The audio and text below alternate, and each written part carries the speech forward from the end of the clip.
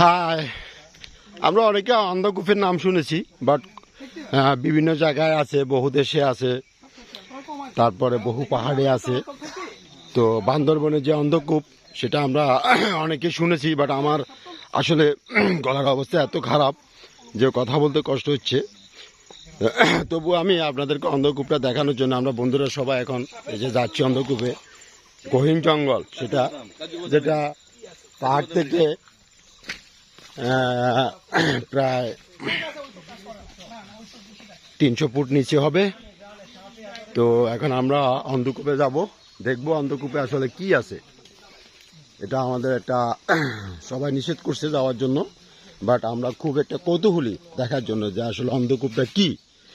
আপনারা এখানে হয়তো ভালো রাস্তা দেখতেছেন, আসলে সামনের দিকে ভালো নেই, এই অল্প একটু রাস্তা ভালো আছে। এই যে দেখুন পাহাড়, এখান থেকে আমরা নিচে নামবো, নিচে নেমে একটা